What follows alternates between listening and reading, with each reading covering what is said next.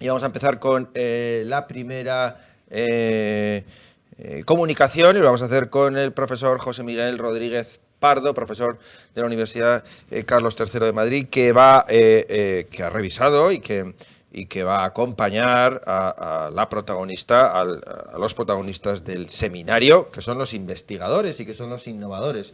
Nosotros, los profesores y los colegas que estamos aquí, simplemente estamos para dar brillo y para intentar que esas comunicaciones pues, puedan aportar a la sociedad.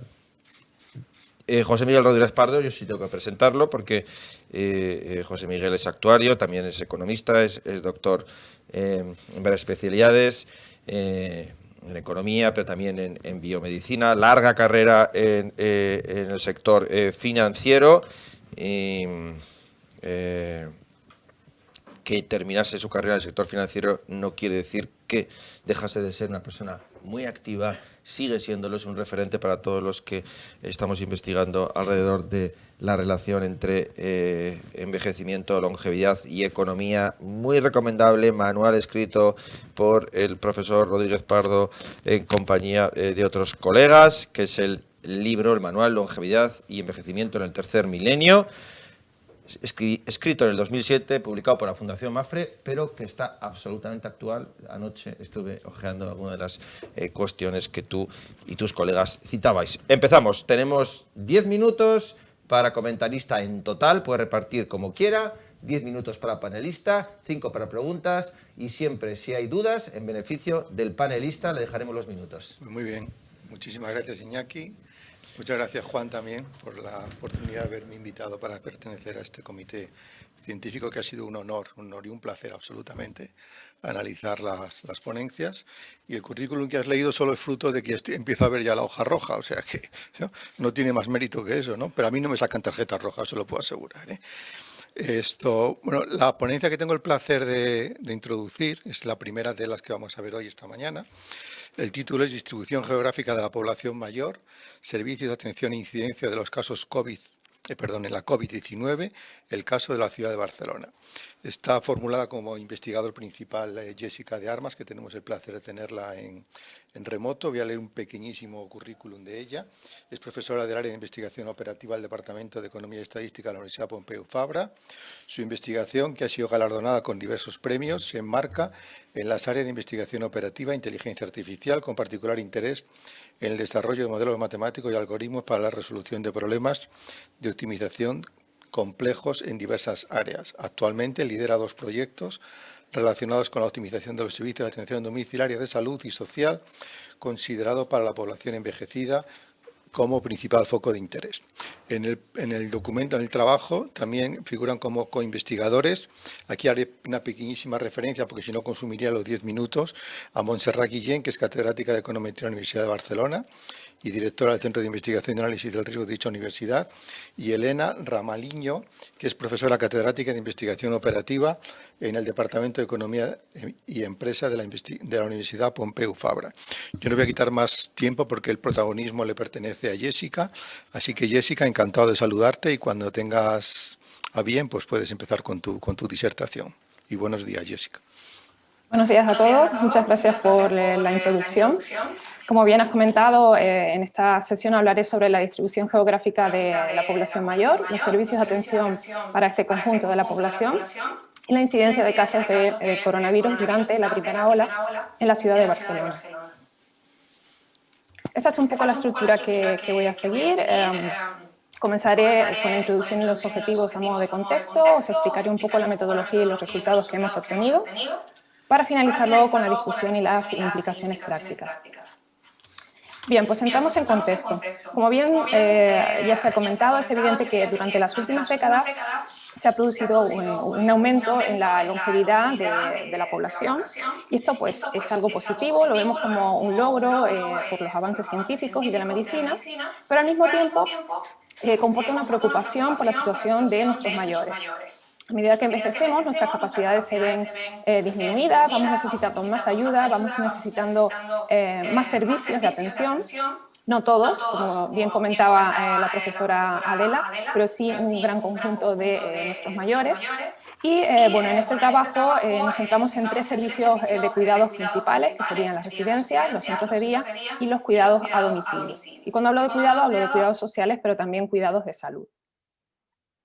Pues bien, los objetivos de este trabajo realizado han sido pues, establecer un marco metodológico que nos permita analizar la demanda de cuidados para este sector de la población en un área determinada y además encontrar conexiones con el número de casos del virus durante la primera ola, concretamente en Barcelona. Con esto ha sido posible detectar deficiencias en el sistema público de atención a personas mayores, identificar las áreas más desfavorecidas y encontrar información que nos ha permitido mejorar el sistema. Como decía, nos hemos centrado en la ciudad de Barcelona, puesto que el porcentaje de población mayor es alrededor del 20%, es elevado, y como todos sabemos, la incidencia del coronavirus, especialmente durante la primera ola, pues ha sido bastante importante en esta zona. Bien, entonces, ¿qué hemos hecho? ¿Cómo hemos elaborado este estudio? En primer lugar, nuestra metodología ha consistido en recoger todo un conjunto de información que íbamos a necesitar para desarrollar el análisis. Esta información era sobre población, sobre demografía, sobre los índices de renta familiar, las residencias y los centros de día y sus capacidades, el virus y su incidencia. Y cuando hemos obtenido toda esta información, le hemos dado forma y la hemos puesto en orden, hemos procedido a proponer un marco de análisis que consiste en 4 pasos principales. En cada uno de esos pasos lo que hemos hecho es aplicar técnicas estadísticas muy conocidas con la idea de entender mejor la distribución de la demanda, e intentar comprender los patrones que hay detrás de los datos y cómo las variables están relacionadas entre sí. Entonces ahora, a continuación, explicaré muy brevemente cada uno de estos pasos que hemos llevado a cabo. En primer lugar, con los mapas coropléticos, que tienen la forma que podéis ver en pantalla, hemos desarrollado pues, un análisis inicial. Como podéis ver, estos mapas lo que hacen es mostrar en colores más oscuros las zonas donde hay un mayor número de una determinada variable. Por ejemplo, los 2 primeros mapas podemos ver la población por barrios y la población mayor de 65 años. Vemos que la distribución es prácticamente igual, que la población en general y la población mayor de 65 años parece haber un mayor número de ciudadanos en el centro de la ciudad. Sin embargo, cuando pasamos a ver el porcentaje de población mayor de 65 años, vemos que pues está más acumulada en la parte superior cuando nos movemos hacia las montañas, en el tercer mapa.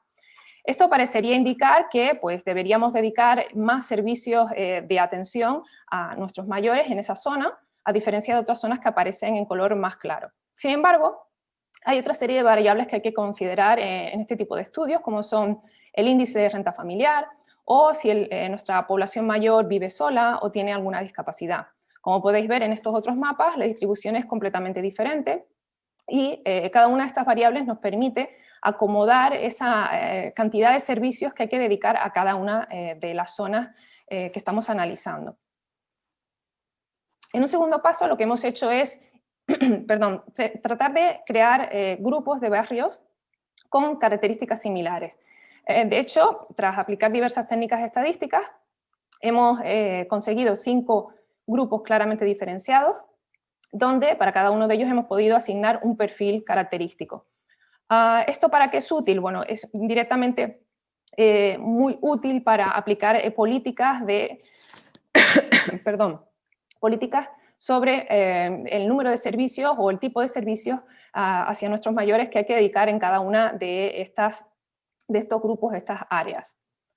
En un tercer paso hemos aplicado otras técnicas estadísticas como el análisis de componentes principales que nos han ayudado a respaldar los análisis previos realizados, ya que en mapas de este tipo, en gráficos de este tipo, se desea ver que cada color, que cada clúster, que cada grupo está en una zona diferente, en un espacio diferente de este gráfico. Podemos ver, por ejemplo, que el grupo 1 que está en rojo está en la parte superior derecha, que el grupo en verde está en la parte superior izquierda, el azul en el centro, cada uno en una zona de este gráfico que lo que hace es indicarnos cómo influyen las variables en cada uno de esos grupos de vecindarios, de barrios.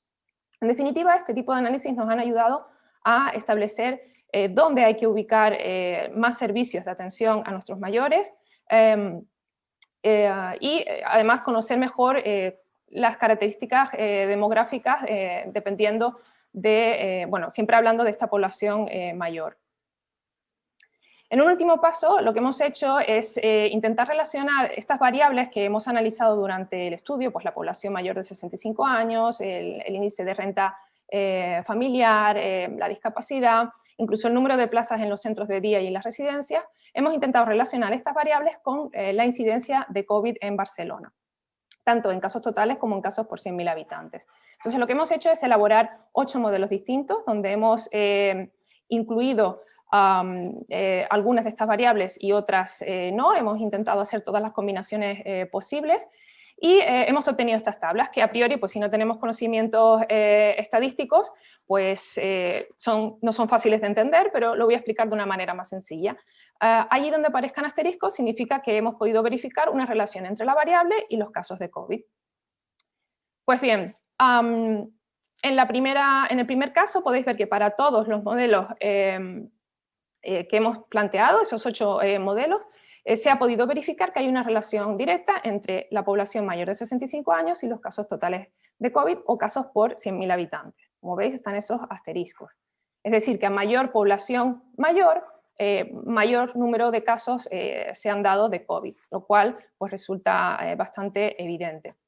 También hemos visto que se ha podido verificar esta relación entre el índice de renta familiar y los casos totales, pero en este caso, como podéis ver, los números son negativos, lo que indica que a mayor índice de renta familiar, menor es el número de casos que se ha dado de coronavirus.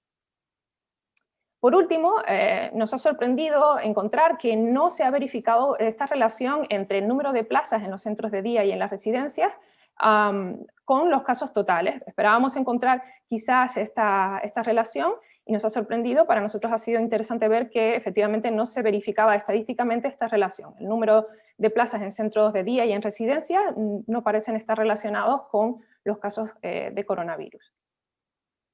De hecho, cuando lo vemos geográficamente con estos mapas, aquí podemos ver en puntos rojos y azules las ubicaciones de las residencias y de los centros de día, y en distintas tonalidades de azul pues, el número de casos de coronavirus, y evidentemente de manera visual es imposible detectar esa relación entre estas ubicaciones y los casos de coronavirus.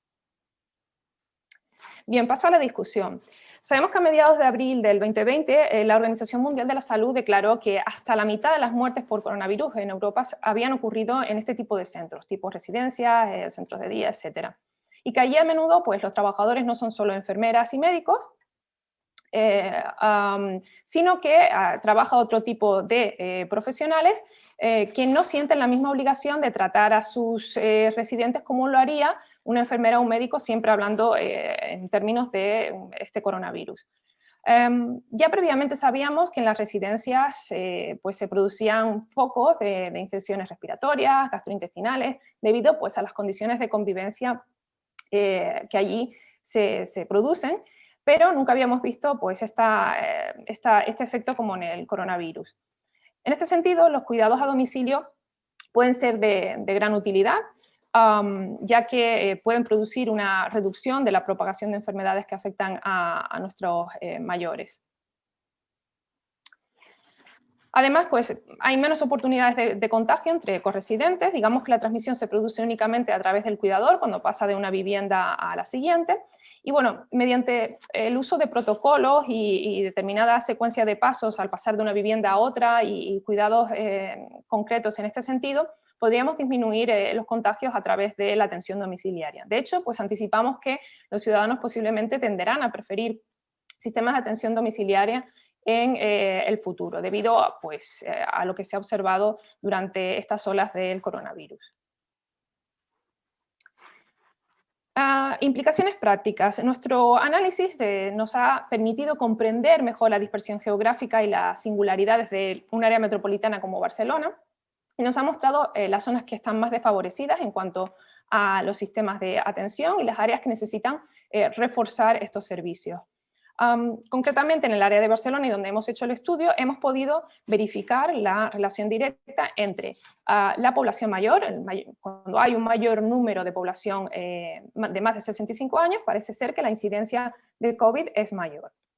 Sin embargo, no hemos podido encontrar la evidencia de que a mayor número de plazas residenciales o un mayor número de residencias vamos a encontrar más casos de coronavirus. Evidentemente, hasta el momento no he hablado sobre mortalidad.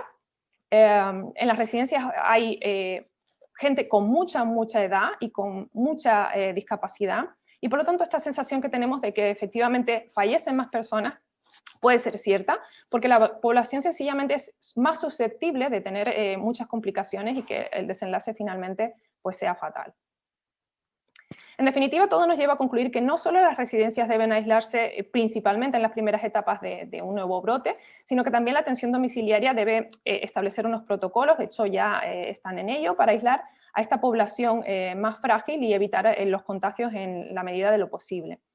Además, proponemos la teleasistencia como un servicio muy útil en este sentido, que en Barcelona pues, tiene una cobertura muy buena para la población objetivo en riesgo, y puede servir pues, para brindar este apoyo y para evitar que se produzca un contacto no deseado entre una comunidad más vulnerable y otras comunidades pues, que podían producir más contagios. Bueno, en definitiva, esto ha sido todo. Gracias por vuestra atención. Muy bien, Jessica. Pues primero, ante todo, darte la enhorabuena a todo el equipo que habéis realizado el trabajo, y estoy convencido que va a ser muy útil y ojalá se ponga en práctica por parte, en vuestro caso, del Ayuntamiento de Barcelona, y todas las conclusiones van a ser muy relevantes. Yo tenía dos cuestiones que las has anunciado y tengo alguna duda de la lectura del trabajo. Bueno, como bien dices, en la primera ola, la mayoría de los fallecidos venían de residencias o se han producido en residencias, y hay menos datos claros sobre fallecidos en domicilio particular. Y en la segunda ola no tenemos datos fehacientes, pero hay una encuesta que realiza la cadena SER todas las semanas, y en España en general, en aquellas comunidades que aportan datos, que no todos lo aportan, siguen diciendo que entre el 50 y el 60% de los fallecidos otra vez son personas de residencias. Y ante la tercera ola, que va a llegar porque ya ha empezado, porque si veis la curva de hoy, en el diario Confidencial, solo hay que ver la curva de hoy, ya parece que vuelve a tomar una pendiente, y esto empieza a ser va a ser preocupante. Entonces, la cuestión que tengo principal, luego si me da tiempo te haré otra cuestión, es: ¿crees que el modelo de residencias que tiene que estar medicalizado o no, que ese es el debate que hay ahora, habida cuenta que en España más del 80% de las personas que están en residencias, como bien dices, tienen más de 80 años y tienen pluripatologías? El modelo asistencial debe ser modelo residencial a la vista de los resultados exclusivamente de tu análisis. Debe ser residencial o debe ser preferentemente no extrayendo a la persona de su domicilio y con mucha fortaleza en la asistencia domiciliaria. Y la duda que tengo yo en el paper que has hecho, en el trabajo, es, no queda claro, igual es error mío, no queda claro si ha habido más mortalidad, o no sois capaces de distinguirlo, si ha habido más mortalidad en el domicilio o ha habido más mortalidad en residencias. Gracias, Jessica.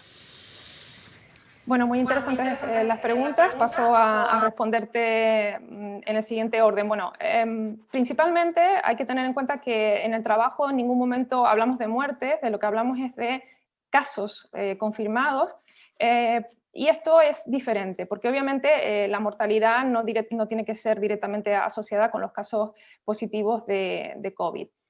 ¿Por qué no hemos analizado los datos de fallecimientos y sí hemos analizado los de casos positivos? La información acerca de los fallecimientos no se encuentra en tanto detalle como la que hemos encontrado sobre los casos positivos. En los casos positivos la tenemos a nivel de barrio y está muy bien informada, mientras que a nivel de fallecimientos se está exponiendo o está disponible a nivel de región sanitaria. Y por lo tanto, por ejemplo, para la región de Barcelona solo se dispone de la información acumulada por cuatro sectores principales dentro de Barcelona, que son bastante grandes y que no nos permiten analizar en detalle como queríamos esta cuestión. De todos modos, estamos trabajando en ello, estamos intentando tenerlo en cuenta, pero existen factores que nos están produciendo dificultades a la hora de realizar los estudios en relación a los fallecimientos, y es que cuando tenemos un barrio donde existe un hospital, esto produce una gran distorsión en cuanto a los fallecimientos, porque mucha gente fallece en los hospitales. Entonces, justamente las 4 áreas sanitarias, cada una de ellas tiene un hospital, y en definitiva nos está resultando complicado analizar las muertes y no los casos de incidencia que están mucho más detallados. Esta es la razón por la que no nos hemos centrado en los fallecimientos, sino en los casos positivos de coronavirus. Tras aclarar esto, pues lógicamente y tras realizar todo este estudio, obviamente sabemos que va a resultar que sí que hay una relación entre las residencias, el número de plazas de las residencias y el número de fallecidos, pero como comentaba, esto está muy influido por las condiciones de las personas que viven allí, condiciones personales a nivel de mucha edad, más de 80 años, muchas patologías, discapacidad, que al final, pues como comentaba en la presentación, derivan en lo que derivan si son contagiados por un virus como este. En cualquier caso, como ya comenté, nuestro punto de vista es que realmente todo el sistema va a ir derivando a una atención cada vez más de tipo domiciliaria. La población ya empieza a confiar más en ese tipo de atención. Además, permite a las personas pues, seguir viviendo en su ámbito, mantener su confort dentro de su zona segura, y que sea simplemente pues esto, el personal, ya sea social o sanitario, el que se acerque a su hogar para prestarle sus servicios. Estos servicios están en auge, en Barcelona funciona muy bien, y somos conscientes de que están en crecimiento las solicitudes, y bueno, de hecho en varios proyectos estamos trabajando para intentar ayudar a que este tipo de logística asociada con la atención domiciliaria pues funcione mejor, sea más efectiva y con el coste más pequeño posible, para que se pueda atender al mayor número de personas posible. Pero sí, nuestra visión es que habrá una tendencia hacia la atención domiciliaria. Muchas gracias, Jessica. Y vamos a por una última pregunta, José Miguel, porque estamos fuera de tiempo. Un comentario última pregunta. Un comentario menor. No, es un comentario, luego si queréis hacemos una pregunta que pueda haber habido de la gente que esté escuchando.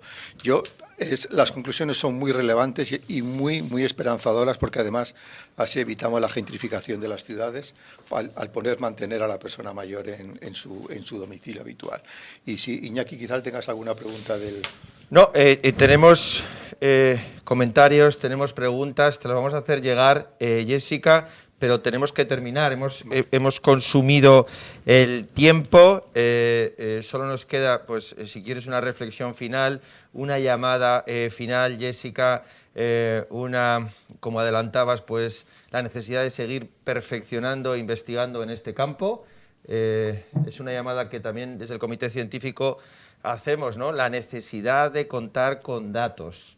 Lo decía el profesor Rodríguez Pardo ahora mismo, no hay datos de las comunidades autónomas oficiales alrededor de fallecidos en instituciones como las residencias. No hay homogeneidad de toda esa información que es imprescindible para poder trabajar. Te dejo que cierres, Jessica de Armas. Bueno, por nuestra parte seguiremos trabajando, investigando e intentando aportar nuestro granito de arena en este sentido. Nos parece un tema muy relevante y nos parece que podemos aportar, aunque sea esto, nuestro pequeño granito de arena a la hora de mejorar este tipo de servicios, para conseguir que esta población, nuestra población mayor, se encuentre en mejor situación ante este tipo de virus. Y no me queda nada más que agradeceros por esta invitación a este seminario. Pues muchas gracias y saluda de nuestra parte a todos los miembros del equipo que ha desarrollado el magnífico trabajo. Muchas gracias, Jessica. Muchísimas gracias. Enhorabuena. El rigor, también la independencia a la hora de mostrar las conclusiones son dignos de tener en cuenta cuando pues, los investigadores pues, además tienen pues indicios que les indican alguna cosa, pero a veces los datos pues no no son los que tú tenías en la cabeza, y la profesora o la investigadora Jessica de Armas también nos decía como algunas inferencias pues no se daban a pesar de lo que se podría creer. Vamos a por la siguiente comunicación, y lo vamos a hacer con la comentarista, miembro del comité, con Carmen Pérez. Carmen Pérez es profesora de la Escuela Andaluza de Salud Pública, es doctora en Economía, es experta en gestión sanitaria, en epidemiología, ha coordinado durante los últimos años el Observatorio de Prácticas Innovadoras en el Manejo de Enfermedades Crónicas Complejas, OPIMEC, de la Consejería de Salud y Familia de la Junta de Andalucía, y colabora habitualmente con varias universidades, con varios think tanks, con varios centros. Entre ellos pues tenemos la suerte con Deusto Business School Health. Carmen, tienes la palabra para poder presentar la ponencia, la comunicación de Javier Isaac Lera Torres. Buenos días. Lo primero, dar las gracias al Centro de Investigación Eginomics por haberme dado la oportunidad. Es para mí un placer participar en este seminario y formar parte de su comité científico. No voy a detenerme mucho, lo más relevante es dar paso a la presentación que viene a continuación, un magnífico trabajo que se titula ¿Podemos mejorar los cuidados de larga duración en las personas mayores en la era COVID-19? Un análisis empírico a nivel europeo. Este trabajo tan interesante ha sido desarrollado por 3 autores: Javier Lera, que es el ponente al que voy a dar paso, por Marta Pascual Sáez y por David Cantarero Prieto. Los 3 son profesores del Departamento de Economía de la Universidad de Cantabria, pero también forman parte de un grupo de investigación en Economía de la Salud y Gestión de Servicios Sanitarios, más comúnmente conocido por IDIVAL, que es un grupo de investigación que tiene una larga trayectoria y un enorme prestigio, y está formado tanto por profesores como también estudiantes incluso de la Universidad de Cantabria, como por profesionales del Servicio Cántabro de Salud. Tienen numerosas líneas de investigación abiertas, y en una de sus líneas se inserta este trabajo que presenta Javier Lera. Javier es máster en Instrumentos de Análisis Económico por la Universidad de Cantabria, la Universidad de Oviedo y la Universidad del País Vasco. Es también profesor del Departamento de Economía de la Universidad de Cantabria y doctorando de esta misma universidad. Y su investigación está centrada justamente en el envejecimiento, el estilo de vida y la utilización sanitaria. Pues sin más dilación, Javier, cuando tú quieras, te paso la palabra para que hagas tu disertación. Bienvenido al seminario y encantada de poder comentarlo contigo. Muchas gracias, Carmen. Lo primero, agradecer a la Universidad de Deusto y a la Fundación Mafre por la organización de este seminario y por la invitación. Bueno, como os ha comentado Carmen, voy a hablar un poco de un trabajo que hemos desarrollado, ¿no?, sobre los cuidados de larga duración en Europa. Bien, comienzo con una pequeña introducción, ¿no? Bueno, que esto ya lo sabemos, ¿no?, en qué contexto estamos, ¿no? Acaban de salir recientemente las nuevas proyecciones, esta pirámide poblacional para los 27 países de la Unión Europea, ¿no? Estamos en un contexto de envejecimiento poblacional, ¿vale? Es decir, como podéis ver, la parte más oscura sería la pirámide del 2019 y la parte más clarita sería la parte de 2100, ¿no?, esa proyección. En general, lo que vamos a ver es una inversión total de la pirámide, ¿no? Estrictamente por la parte inferior, y por arriba se va a ensanchar cada vez más. Uno de los primeros efectos que esto va a tener va a ser el aumento de las enfermedades crónicas y degenerativas, ¿de acuerdo?, que a su vez aumentará el número de personas que requerirán cuidados en el futuro. ¿De acuerdo? Los cuidados de larga duración pueden ser o bien formales, que estarían provistos por profesionales sanitarios, ¿no?, que tendrían algún tipo de contraprestación económica, o cuidados informales, ¿no?, que son provistos por familiares o por personas no profesionales y que en general pues, no reciben ningún tipo de contraprestación. Luego también sabemos que la última crisis económica de finales de los 2000 tuvo un gran impacto en todos los sentidos, ¿no? Pero sobre todo querría resaltar la aplicación de políticas restrictivas en todas aquellas, digamos, políticas destinadas a los cuidados de larga duración, ¿no? En el informe de Spasova para la Comisión Europea lo que destacan son 2 tipos de políticas en ese sentido: los recortes de fondos públicos destinados a los cuidados y, por otra parte, el endurecimiento de los criterios de acceso a los cuidados, lo que haría más complicado que te reconocieran la necesidad de ese cuidado, ¿no? No sé si cambia.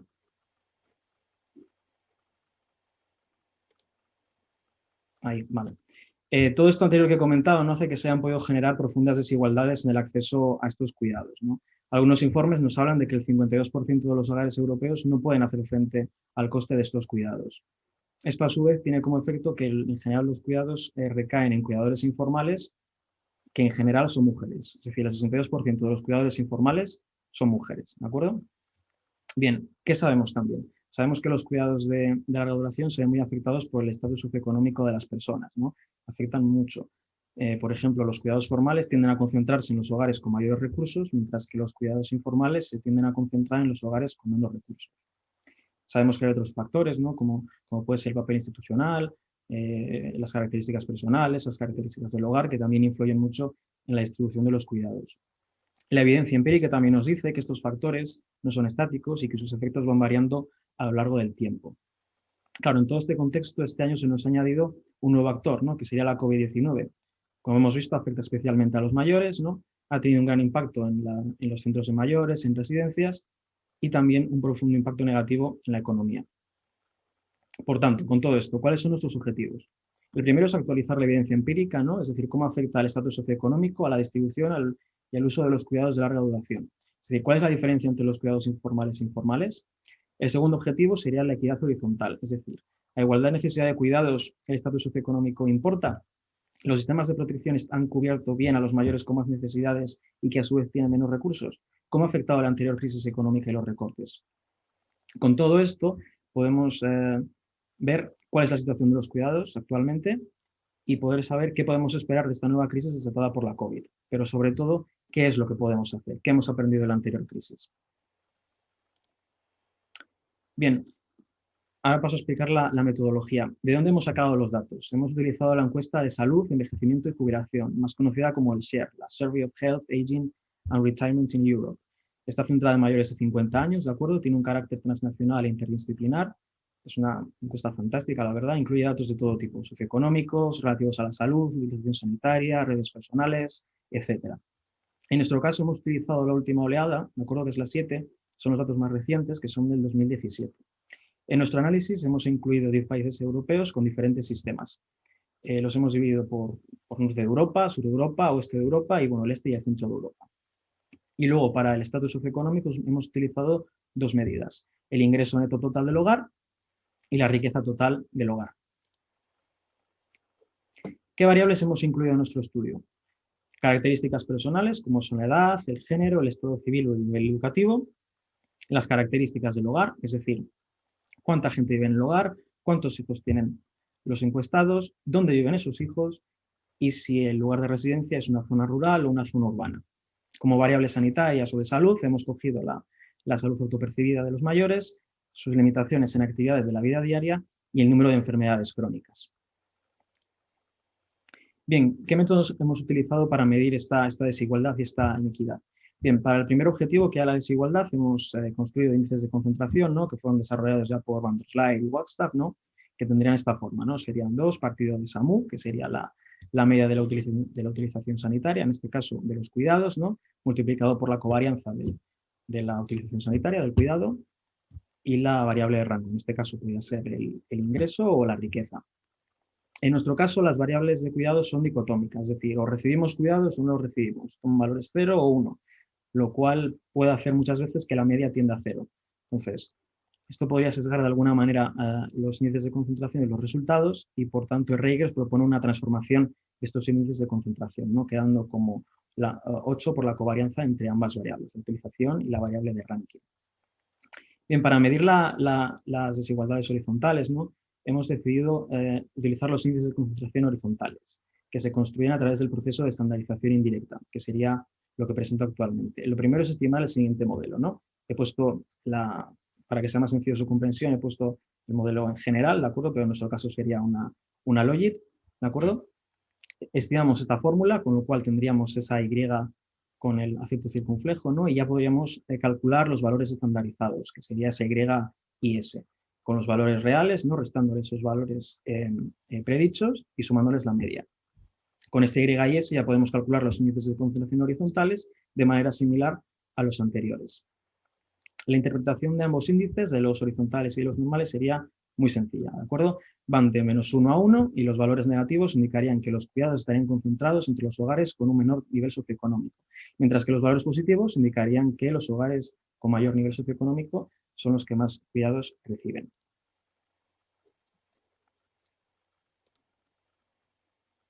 Bien, ¿qué es lo primero que vemos en nuestra ola del SER? Lo primero que vemos es que hay grandes diferencias por países en los cuidados, ¿vale?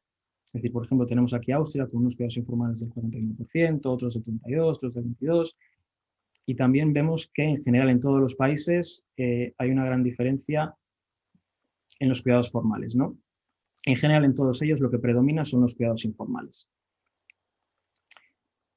Dos características también importantes de nuestra muestra, ¿no? Es que la mayor parte de los individuos viviría en un área urbana, ¿de acuerdo? Y también la mayor parte de ellos declaran que su salud autopercibida es al menos buena. Bien, ya paso a los resultados de los índices de concentración. Bien, en la parte de arriba de la tabla veis los cuidados informales y abajo los formales, ¿no? Ambos tomando como variables de ranking el ingreso y la riqueza. Lo primero que vemos en los cuidados informales es que los índices de concentración son negativos, lo cual nos indicaría que se concentrarían entre los hogares con menos ingresos, ¿no? En relación a los cuidados informales, en la parte de abajo de la tabla, lo que vemos es que en general todos son positivos, con alguna excepción de Grecia y República Checa, que luego comentaremos. Por tanto, veríamos cómo los cuidados formales estarían concentrados entre los hogares con mayores ingresos, ¿no? Mayor riqueza. En la segunda parte ya tenemos los índices de concentración horizontales, ¿no? Que son para la inequidad horizontal. Y en este caso lo que estamos viendo es que absolutamente todos los índices de concentración son positivos, ¿de acuerdo? Lo cual nos indicaría que ambos tipos de cuidados, es decir, tanto los formales como los informales, estarían concentrados en los hogares con mayor estatus socioeconómico. Es decir, a igual necesidad de cuidados, los hogares con más recursos reciben cuidados, mientras que aquellos hogares con menos recursos, en principio, no recibirían los suficientes cuidados. Bien, en relación a los primeros índices de concentración, como resumen, cuidados informales tienen un índice de concentración positivo, están concentrados en hogares con mayor estatus socioeconómico, y los cuidados informales tienen valores negativos concentrados en hogares con menor estatus socioeconómico. Estos resultados son muy similares a los que obtienen otros estudios del pasado, ¿no? Habíamos visto que Grecia y República Checa eran excepciones, ¿no? Donde los cuidados formales tenían índices de concentración negativos. Y algunas características que podían explicar esto es que ambos tienen un nivel de aseguramiento privado voluntario y gastos de bolsillo bastante bajos, ¿no? Por ejemplo, en el caso de Grecia, hay un desarrollo muy, muy pequeño de los cuidados formales, y en nuestro caso, en el SER, solamente un 4% de los encuestados declaran utilizar cuidados formales. Además, vemos que la mayor parte de la población en la muestra es de entornos urbanos. Eso es lo que podría explicar un poco sus resultados, esos índices de concentración negativos. Bien, en cuanto a los índices de concentración horizontales, lo que nos dice la evidencia pasada, por ejemplo, un informe que hacía Rodríguez y otros autores en 2014 con datos del 2010, es que no encontraban inequidades significativas, ¿de acuerdo? Más tarde hicieron lo mismo con datos del 2013, ¿de acuerdo? Publicaron en 2017 y ya sí que encontraban el nacimiento de alguna inequidad. Seguía siendo poco significativa, pero ya se iba viendo un poco una tendencia, ¿no? En los cuidados formales a domicilio en España, Francia y Bélgica. Nuestros resultados, en principio, confirmarían esta tendencia, ¿no? Porque ya hemos visto que hay un incremento de la inequidad horizontal en los últimos años. Para ambos tipos de cuidados, nuestros índices de concentración son positivos, es decir, los cuidados estarían concentrados en aquellos hogares con mayor estatus socioeconómico. Por lo que vemos en nuestra muestra, no hay grandes diferencias en las variables de salud, por lo que hay otras variables que estarían explicando estos índices de concentración positivos, ¿no? Vemos que podrían ser características personales, el estado civil, la composición del hogar, el género, etcétera, ¿no? Pero lo más importante es el tipo de sistema existente y el nivel socioeconómico, ¿no? Estos guardarían una relación muy importante con la distribución de los cuidados. Ya podría haber fallos de protección en los sistemas de protección social, falta de información y sobre todo imposibilidad de hacer frente al coste de los cuidados, ¿de acuerdo? Parece que las políticas restrictivas de la anterior crisis en relación a los cuidados de larga duración dejaron en situación de vulnerabilidad a los más necesitados de cuidados. Por tanto, sabiendo esto, ¿qué podemos esperar que pueda pasar con la crisis generada por la COVID? Lo primero que hay que decir es que es fundamental que en este caso se apueste por todo lo contrario. Es decir, es necesario que se apueste por medidas de protección que estén focalizadas en incrementar el acceso a cuidado entre los mayores. Luego también hemos visto que estamos en un contexto de distanciamiento social donde las residencias han sido un gran foco de contagios, ¿no? Es imprescindible fijarnos en nuestros vecinos del norte, ¿no? En el norte de Europa, y hacer una apuesta decidida por los cuidados provistos en el hogar. Es necesario que las instituciones públicas, ¿no?, más cercanas al usuario estén dotadas de medios para detectar y cubrir dichas necesidades lo más rápido posible. Es también imprescindible apostar por políticas que promuevan la provisión de cuidados, ¿no?, en lugar de dar dinero a la gente para que contrate estos servicios. La evidencia muestra que en estos sistemas donde se apuesta por la provisión de los servicios, se generan menores desigualdades. También es muy importante fijarnos en la experiencia asiática, ¿no? Y es importante reforzar las partidas destinadas a las residencias, a los centros de día, ¿no? ¿Qué han hecho, por ejemplo, allí en Asia? Se ha apostado mucho por poner más checkpoints de desinfección, ¿de acuerdo? Hay una mayor separación entre zonas COVID y no COVID, hay un mayor personal de desinfección y, sobre todo, también programas formativos. Son algunos ejemplos de lo que han hecho allí y que se debería imitar aquí, ¿no? Bien, también sabemos que, bueno, que para implementar todas estas medidas no es necesaria la colaboración público-privada, ¿no? Es fundamental para facilitar la implementación de estas medidas, como he dicho. Estas medidas, en principio, y esta colaboración incrementaría el poder de decisión del usuario y además podría mejorar la asignación de recursos en los cuidados de larga duración. Y nada, con esto terminaría. Muchas gracias. Muchas gracias, Javier.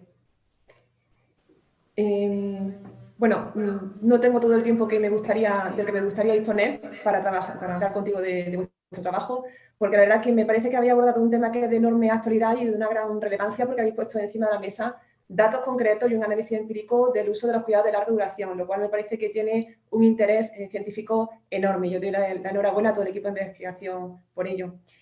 Sí que me gustaría señalar que, bueno, habéis hecho el trabajo en unas circunstancias muy concretas, o acotado en un ámbito temporal muy concreto que tiene su trascendencia.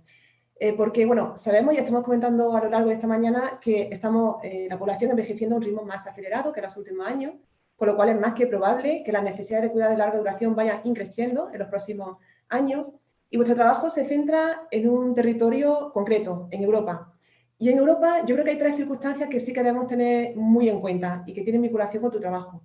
Por una parte, en todos los países europeos hay un sistema sanitario, un sistema de protección social, los cuales llevan trabajando años, décadas, para ofrecer los mejores servicios integrados, tanto sanitarios como sociales, que permitan cubrir de alguna manera la necesidad de atención de las personas de edad avanzada, que protejan toda su funcionalidad y, cuando no es posible, que actúen conservando su calidad de vida al máximo nivel y respetando también las preferencias individuales de las personas.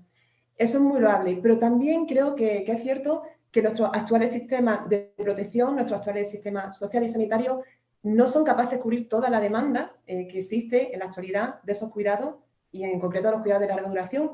Y claro, cuando esto ocurre, muchos hogares no son capaces de soportar el coste económico que conlleva la cobertura de esa necesidad de esos cuidados de larga duración. Añado un tercer elemento más, y es la crisis económica, y la contextualizo en Europa, que empezó en el año 2008 y se prolongó durante casi 10 años. Entonces, este impacto económico, ese deterioro económico que ha tenido nuestra economía europea y española durante toda esa década, pues creo que es más que probable también que haya incidido de alguna manera en un ajuste en cuanto a las prestaciones de cuidado de larga duración para la población de edad avanzada que lo necesita, ¿no? Y justamente en todo este contexto nos encontramos con vuestro trabajo, que me parece interesantísimo, porque en la séptima ola de esa encuesta, Share, que coincide justo con el último coletazo de la crisis económica en Europa. Quería preguntarte una cuestión así rápida. Bueno, vosotros habéis aflorado, según he entendido las conclusiones que acabas de presentar, que el estatus socioeconómico afecta y genera desigualdades en el uso del cuidado de larga duración, cosa que me parece que es de una enorme trascendencia y una implicación política muy relevante. Mi primera pregunta es la siguiente. Estos datos que vosotros tenéis, que son un corte transversal de una ola en concreto, de esa encuesta Share, ¿son los únicos de los que disponéis? ¿O tenéis otros estudios, habéis hecho otro análisis en años previos? ¿O tenéis pensado hacerlo en años posteriores para tener una información de una evolución? Si estáis pensando con el equipo de investigación construir ese análisis, digamos, más temporal para tener una descriptiva de la evolución de esta posible desigualdad afectada por el estatus socioeconómico de la población. Sí, muchas gracias, Carmen, por tus comentarios. Coincido plenamente con todo lo que has comentado. Respecto a la pregunta que me haces, sí, tenemos varias olas, ¿de acuerdo? Ahí son 7 olas, salvo una que está, bueno, que se refiere a otro tipo de datos, pero bueno, tenemos más olas y sí que es cierto que se podría, y estamos trabajando en ello, ver un poco la evolución que ha habido durante estos años. O sea que sí, en próximas fechas saldrá algún resultado. Sí. Me encantará conocer los resultados. Me parece interesantísimo saber si hay una tendencia determinada o no, precisamente por eso, con una visión de política, de toma de decisiones políticas en ese sentido.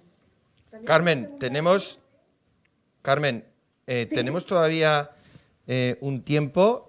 También hay alguna pregunta que ha llegado, pero que sepas que nos quedan todavía 10 minutos, con lo cual pues puedes hacer otra pregunta. Yo también haré otra pregunta al investigador.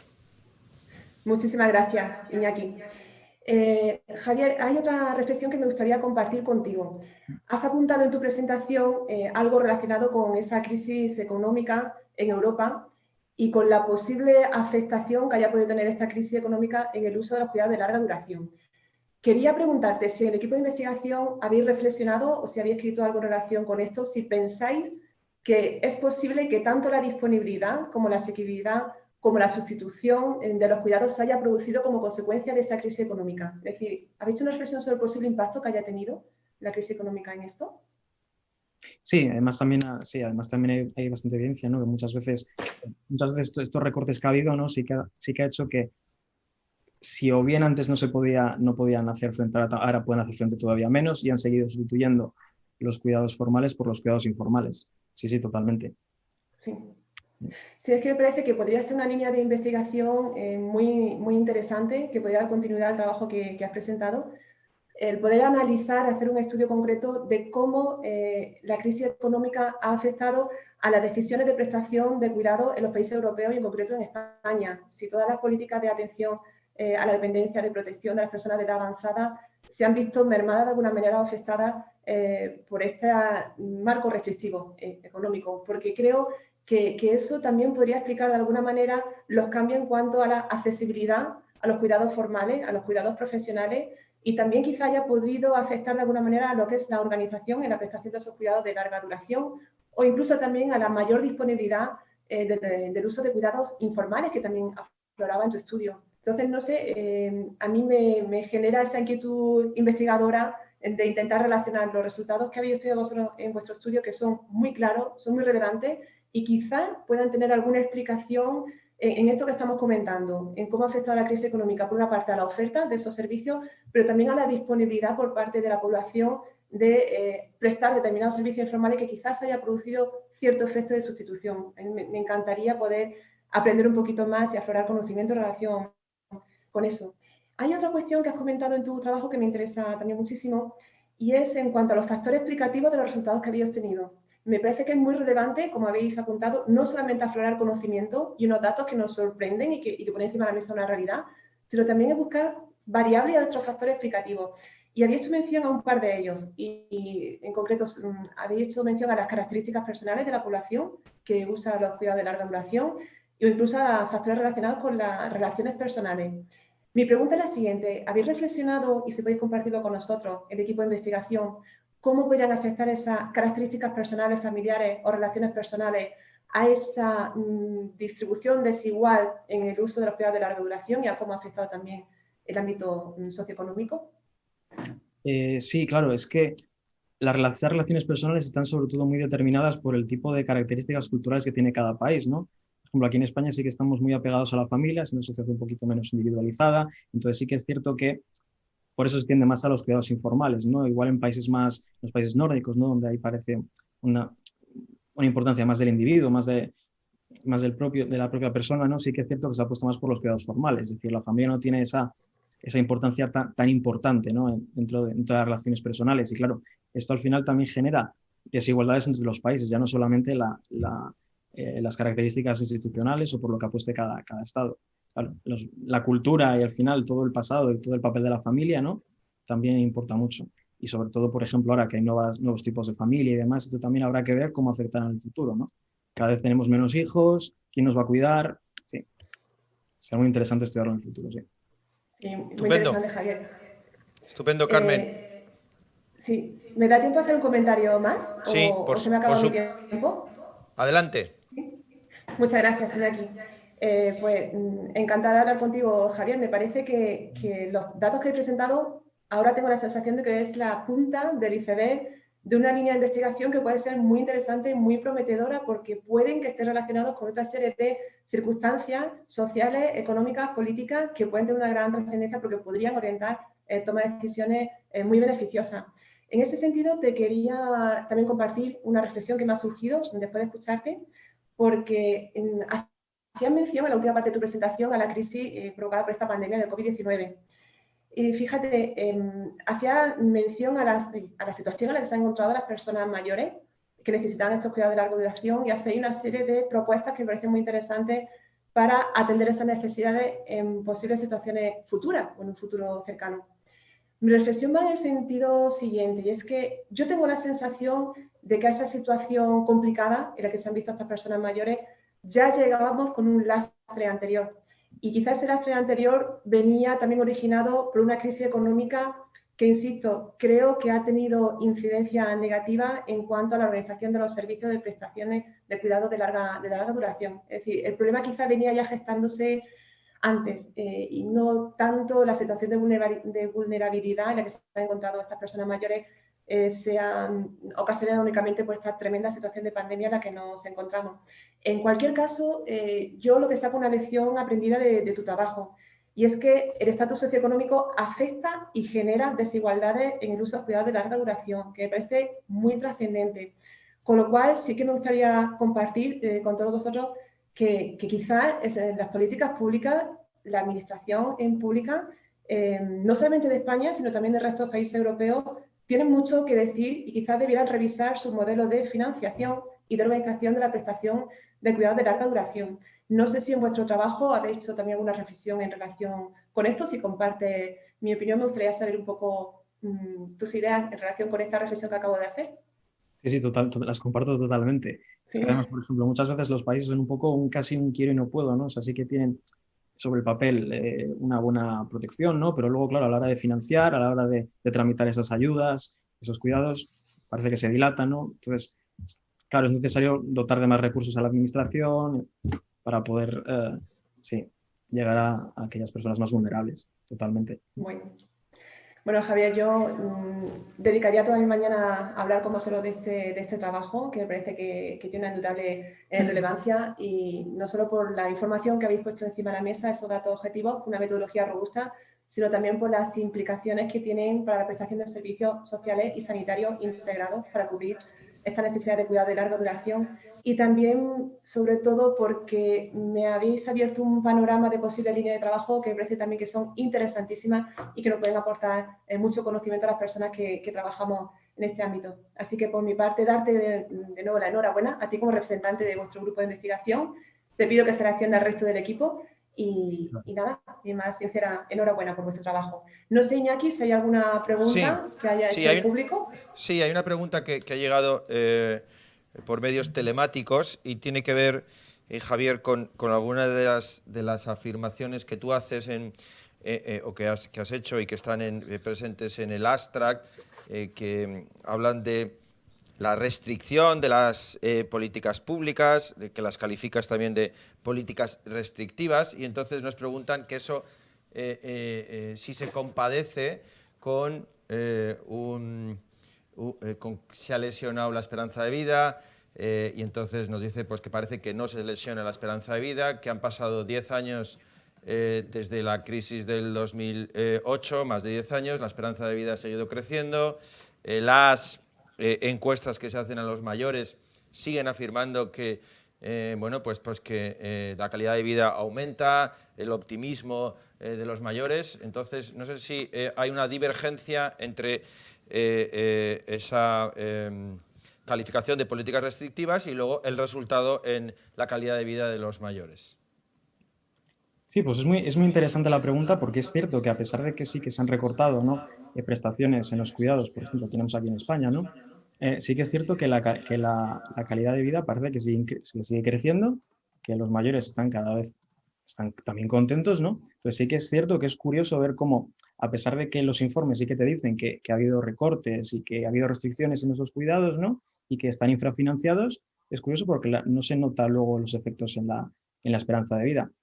Pero quizás habría que analizar un poco cómo ha afectado a la calidad de vida, a cómo se vive en estos años, ¿no? Porque muchas veces sí que es cierto que vivimos más, pero cada vez quizás, ¿en qué situación nos vivimos? ¿Tenemos una buena calidad de vida, una mala calidad de vida? Entonces creo que también habría que tirar un poco por ahí la línea de investigación, ¿no? Pero sí que es cierto que es algo curioso, sí.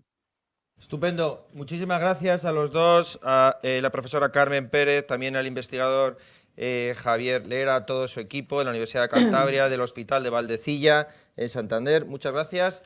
Vamos a pasar al siguiente bloque, la siguiente comunicación, en la que me estoy imaginando a Maite Sancho en su casa, sujetándose para no intervenir en las dos ponencias anteriores, porque ella es una experta y porque está investigando, me consta, vaya que sí me consta, que está investigando en este terreno para organismos internacionales.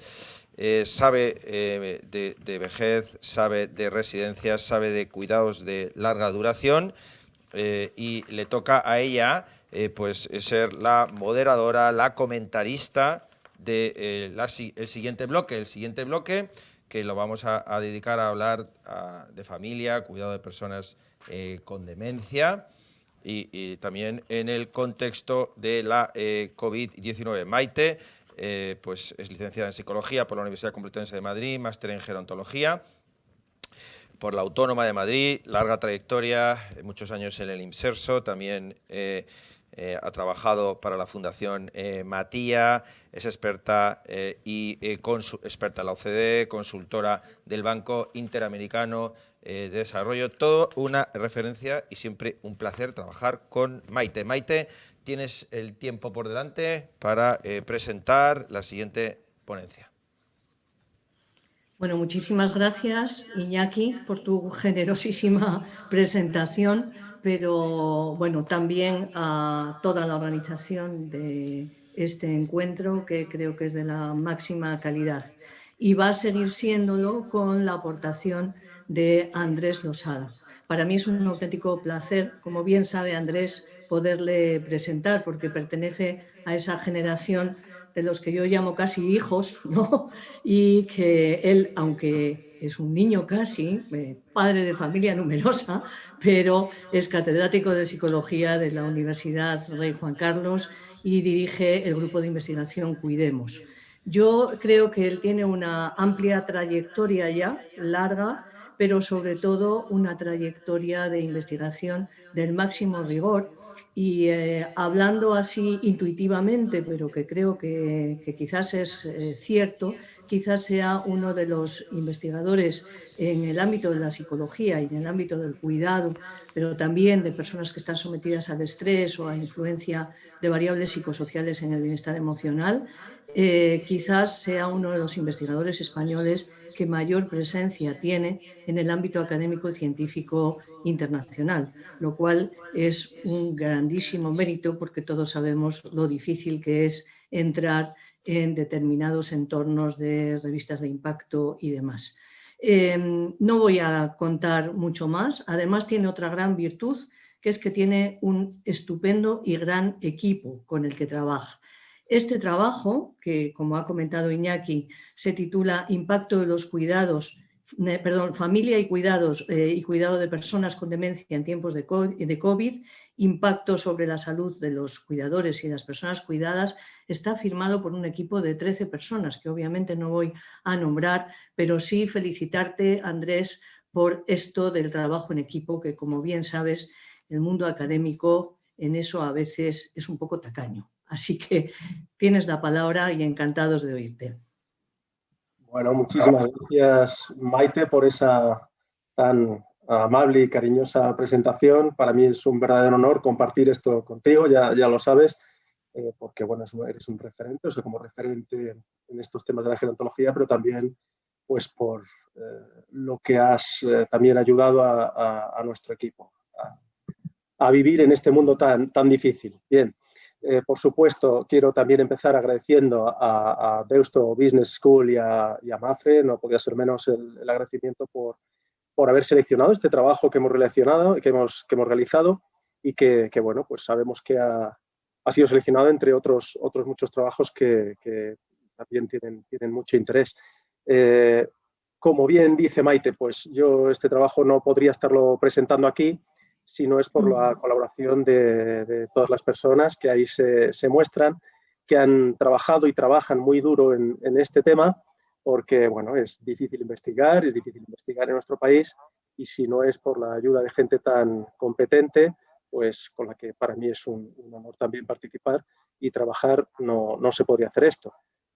Bueno, sin más, y por la restricción de tiempo que tenemos, quiero iniciar la presentación de nuestro trabajo, que parte en el siguiente contexto. En un contexto en el que pues, nos movemos, como antes también ya ha mencionado el ponente anterior, ¿no? En un contexto en el que la mayoría de los cuidados se dan en el contexto familiar, en un contexto informal. Y aquí me parece también que es importante destacar, y en esto lo relaciono con lo que dijo al comienzo, ¿no? Doña Adela Cortina, el valor del cuidado. ¿Qué supone? ¿Qué aportan las familias? Que generalmente queda oculto, ¿no? Como un coste oculto. ¿Qué aportan las familias a la sociedad realizando este cuidado? Pues bueno, a las familias, por supuesto, lo que aportan es hacer algo que a todos nos gusta o nos gustaría que hiciesen, que es poder ser cuidados en nuestro domicilio, y desde luego las instituciones públicas deberían reconocer mucho más de lo que lo hacen el coste que amortigua el cuidado informal, ¿no? Si no fuese por las familias, esto sería insostenible, pero desde hace ya mucho tiempo. Y por lo tanto creo que hay que partir de eso, de una cuestión que es muy cultural, muy de valor de nuestro país, el cuidar en la familia. Pero claro, ya se sabe, y esto lo dicen muchísimos estudios, que cuidar en general de personas que padecen alguna enfermedad, y en este caso la demencia, pues genera estrés. Es una situación prototípica de estrés crónico, y en nuestro país también especialmente, aunque esto lo compartimos con otros países, pero España es de los países que más destaca en no tener recursos suficientes, o casi, para atender a estas personas y atender a la dependencia, a las demencias. Por lo tanto, insisto, una situación que genera mucho estrés, que es cuidar en un contexto en el que apenas hay recursos, y si los hay, generalmente no se adaptan bien a las necesidades de los cuidadores, y en este contexto surge la pandemia. La dichosa pandemia, en la que además, pues como ya también se ha dicho, y lo dijo doña Adela Cortina, pues se han tomado medidas que, vamos a dejarlo así, en el mejor de los casos han sido poco meditadas, pues que han afectado de manera muy significativa a las personas que cuidan y a las personas cuidadas, que tienen demencia.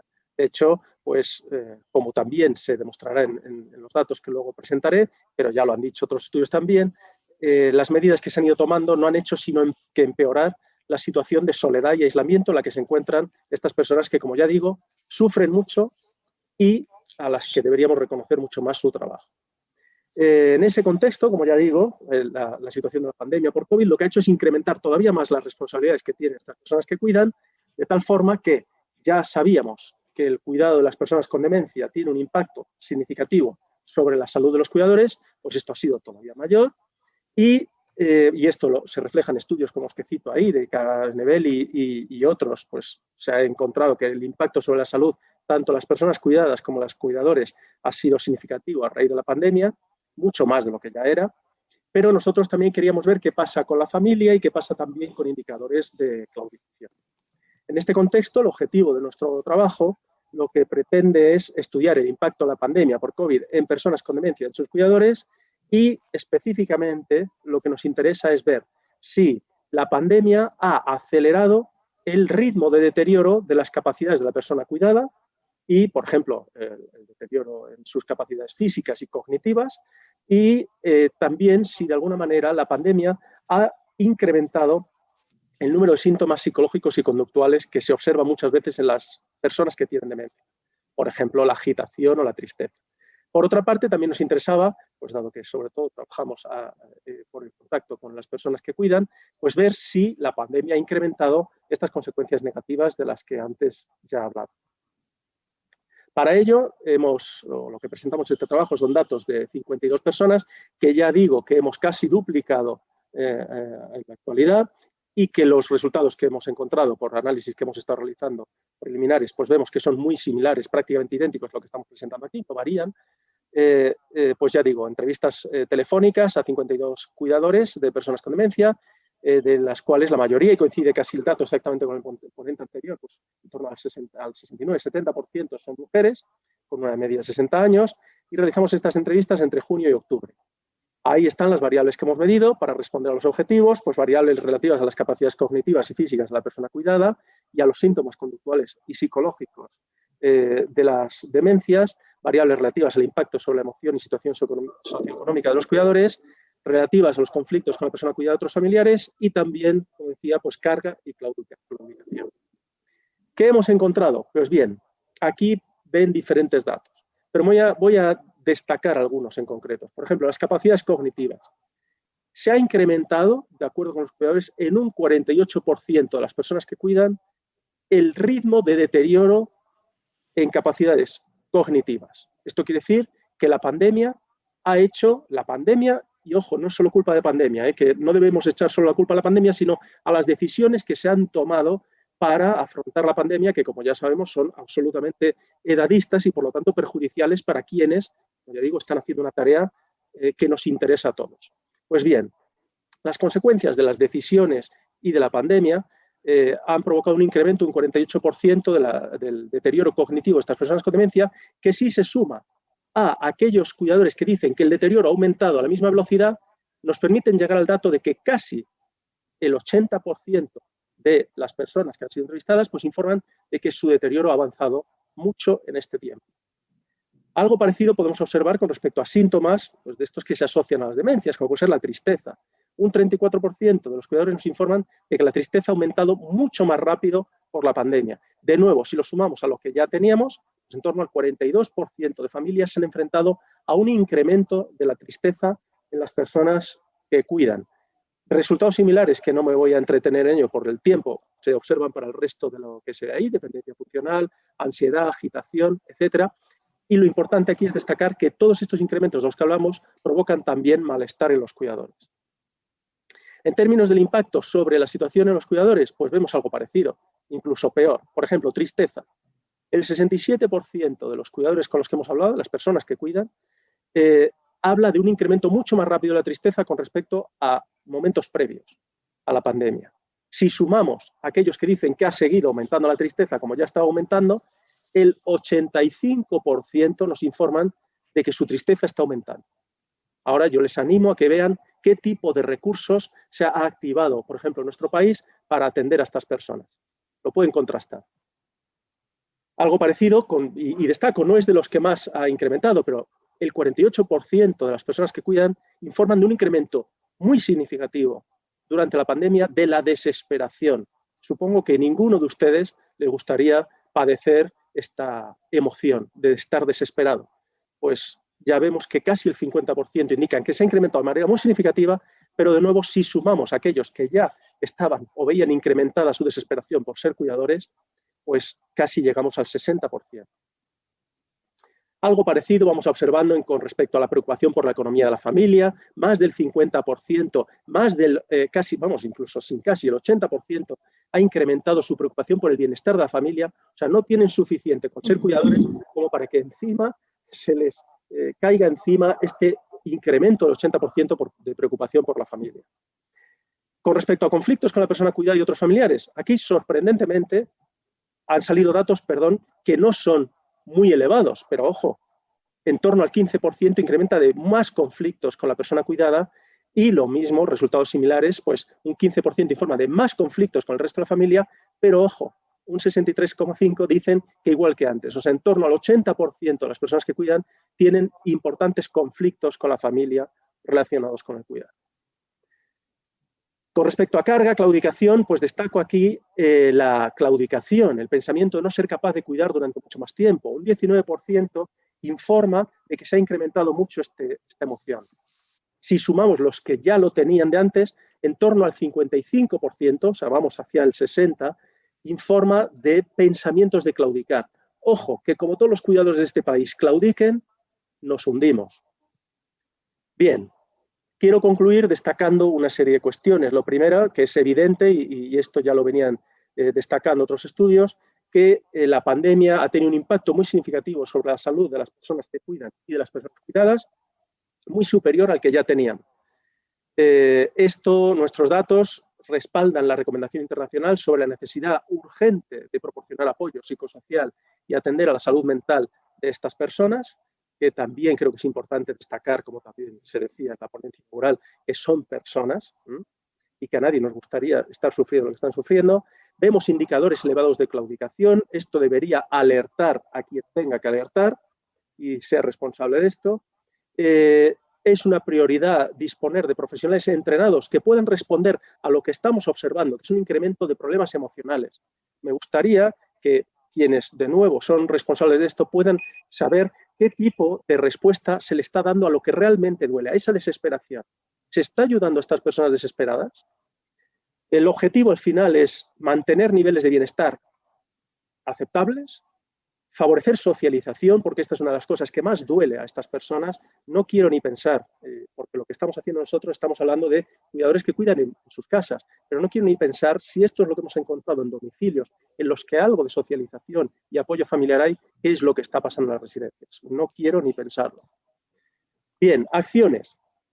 Pues proporcionar ayuda psicológica a las personas que cuidan, a las personas que tienen demencia, para ayudarles a identificar y manejar síntomas emocionales propios y síntomas conductuales y psicológicos de aquellas personas a las que cuidan. Proporcionar recursos y herramientas para evitar el aislamiento social y las consecuencias adversas de la soledad y mejorar las redes de atención sociosanitarias que claramente, a pesar de todo lo que han hecho, pues necesitan muchísimo más refuerzo, necesitan también ser compensadas por todo lo que han estado haciendo y lo que han estado sufriendo de una manera que facilite que todo esto pueda mejorar la calidad de vida nuestra, de aquellas personas que atienden y de toda la población en conjunto. Este trabajo tiene limitaciones evidentes, el tamaño muestral es reducido, aunque yo digo que se ha incrementado y salen resultados muy parecidos, es transversal, aunque tendremos pronto datos longitudinales, son ítems que han sido creados ad hoc para esto y bueno, pues no han sido tomados datos de evaluadores formales, profesionales y en centros de residencias, que ya digo que ahí debe estar esto siendo mucho más significativo.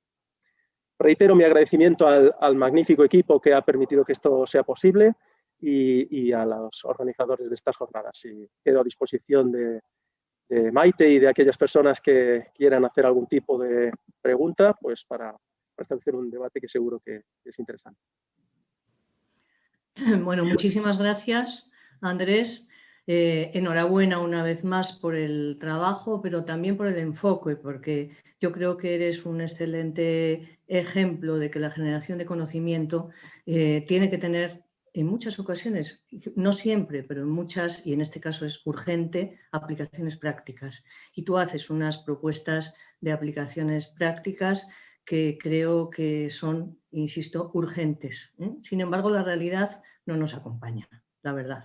Entonces, hay un par de comentarios que me gustaría hacer. Quizás uno de carácter complementario es: he echado de menos, digamos, en el trabajo, la introducción de ese concepto que cada vez es más frecuente, sobre todo en la investigación cualitativa, de que la relación de cuidado es una relación de interdependencia. ¿Por qué saco esto? Pues saco esto porque, entre otras cosas, esa relación de interdependencia entre persona que cuida y persona que recibe cuidados, que es una generadora también a veces de satisfacción, pero a veces de una enorme tristeza. En el caso de las demencias es fácil que el aspecto negativo, entre comillas, ¿no? O sea, el aspecto tristeza, el aspecto ansiedad, se haya agudizado y mucho en esta situación, ¿no? Porque realmente el deterioro cognitivo es obvio, como acabáis de evidenciar y otras investigaciones también lo han hecho, pues ha sido tremendo, ¿no? El efecto negativo de decisiones, entre otras cosas, precipitadas, ¿no? Como en el ámbito residencial, sobre todo, prohibir relación, prohibir presencias, etcétera, ¿no? En pro de una seguridad que luego no ha estado nada clara, ¿no? Esto como comentario, pero también como reflexión conjunta que me gustaría que comentases. Las propuestas que tú realizas, que yo comparto al 100%, sin embargo, luego de alguna manera se colocan en un nivel de prioridad relativamente bajo cuando hablamos del futuro de cuidados de larga duración. Yo creo que, entre otras cosas, cuando hablamos de cuidados familiares, a veces no somos tan conscientes de que los cuidados en general están hoy por hoy en eso que llamamos un territorio transfronterizo, ¿no? Entre el Estado, las familias, el mercado, la sociedad civil, etcétera. Con lo cual, todo lo que suponen acciones de apoyo a las familias, pues se citan, pero se hacen poco, ¿no? Al menos es mi valoración, aun viniendo de un territorio actualmente donde sí se dedica muchísima energía, como es Guipúzcoa, al apoyo psicológico a cuidadores. A la hora de plantear un plan de cuidados hacia las personas y a la hora de planificar los cuidados en determinado territorio, ¿cómo podríamos hacer? Primero, para garantizar la integración de todas las propuestas, ¿no? Pero, entre otras cosas, que ese apoyo a las personas cuidadoras en este caso, y también, lógicamente, a las cuidadas, pero centrándonos más en las cuidadoras, pudiera ser de alguna manera socializado, ¿no? Pudiera acceder a él, pues yo diría que la práctica totalidad de las personas que cuidan, que en este momento están viviendo situaciones dramáticas derivadas de muchas cosas, entre otras de la compatibilización que las mujeres a día de hoy hacemos entre el cuidado de fuera, entre nuestra actividad laboral y el cuidado en la casa, pero también a otras, ¿no? También al gran tiempo de cuidados que hoy exige las situaciones de dependencia y a la gran complejidad. Y en el caso de las demencias, esta complejidad a veces se incrementa. Pero se queda ahí, ¿no? Se queda ahí.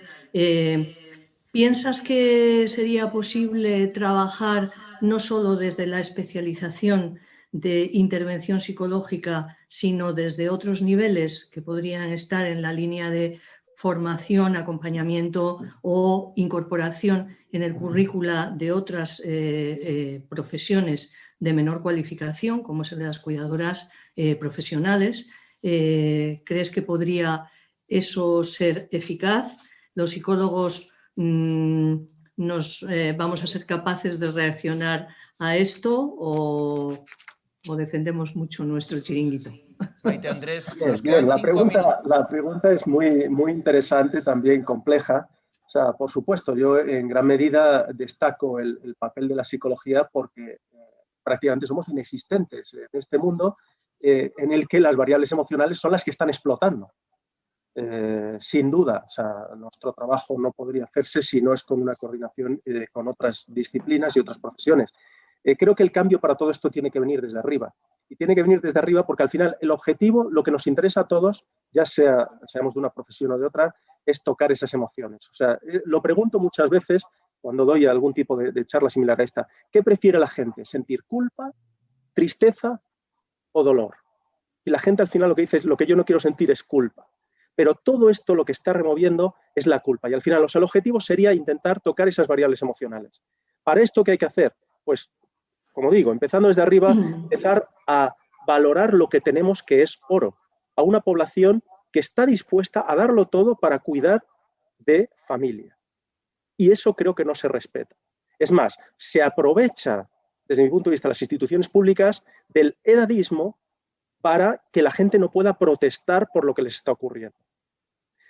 Con esto también, ¿qué quiero decir? Que en términos generales, o por lo menos lo que yo observo, es que lo que se consideran cuidados son cuestiones muy de atención a los cuidados básicos, pero no se habla de lo que es la atención a lo humano, ¿no? Y esto también lo relaciono mucho con la primera, ya digo, la charla inaugural de ética, ¿no? Creo que hay que dejarse de tanto formalismo, de tanto protocolo, de tanta cosa para escuchar.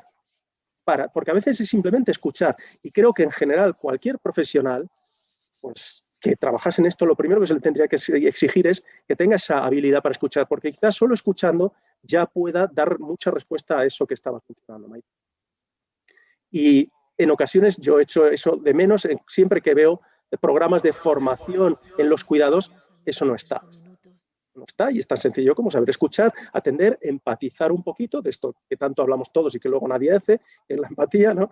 Pues iría por ahí, porque si alguien se hubiese tomado la molestia de poder escuchar a estas personas durante este tiempo para que conociesen su problema, con eso, porque nos ha pasado en estas entrevistas, todo ese equipo pues ha estado haciendo, se ha notado, nos han agradecido, cuando antes estaban hartos de nosotros por llamarles para hacerles unas entrevistas de estas que hacemos los investigadores horrorosas, ahora nos han agradecido que alguien les llame para escucharles.